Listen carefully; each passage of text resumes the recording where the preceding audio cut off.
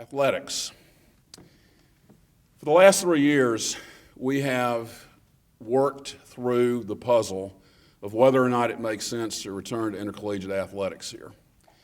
And we have had 2 committees, which I'll flash their names up. I may be the only person that remembers everyone who's been involved in everything because it spanned 4 academic years, I think, but it's 3 calendar years. Phase 1 committee was tasked with, does it make sense to even make the effort to evaluate a return to intercollegiate athletics?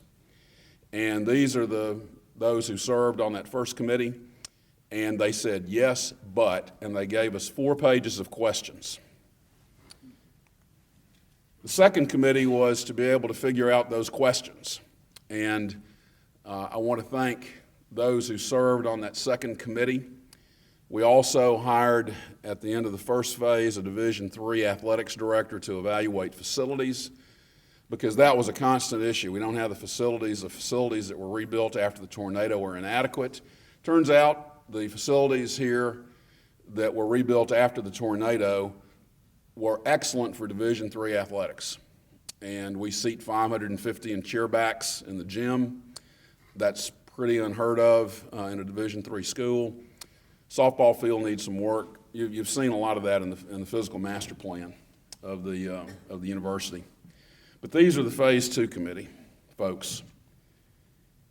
I want to thank those authors and this book for being the stimulus to be able to get this conversation started again. You can buy it on Amazon, I think. We can figure out a way for you to be able to get one.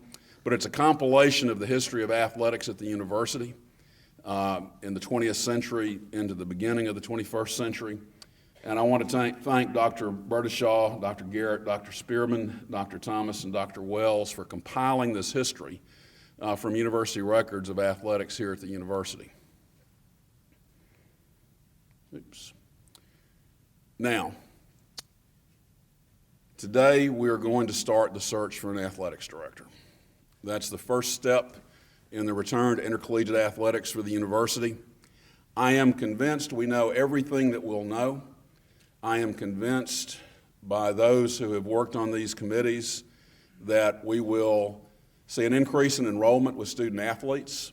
We will compete at the Division III level without scholarships, so we will have the same admission standards for our student athletes, and that this is a good thing to expand the size of our traditional age student enrollment and for us to have a shot at returning Peyton and Fant as residence halls on the campus, because we have to create more demand.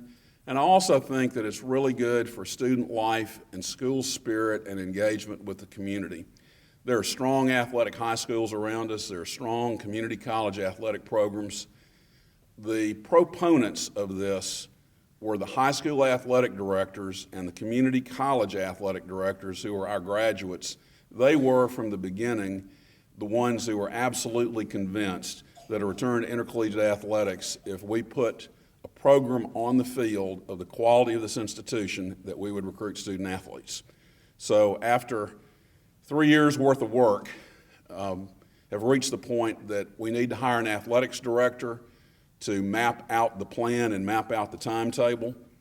I've also asked Dr. Rita Hinton to reprise her role as faculty athletic representative during this organizational phase, because we have to build policies and procedures around athletics to comply with Division III guidelines, which we will start doing from the very beginning on our path back to Division III athletics.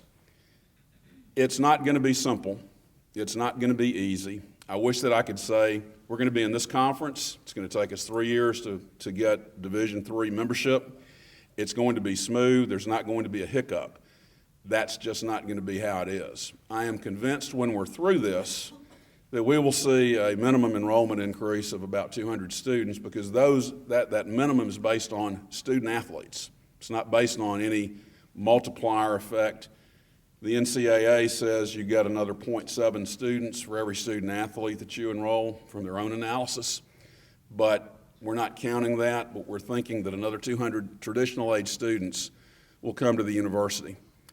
So, as I have said, in small groups and large groups, to alumni, to our Board of Trustees, this is not going to be easy. It's not going to be simple. It's not going to happen overnight.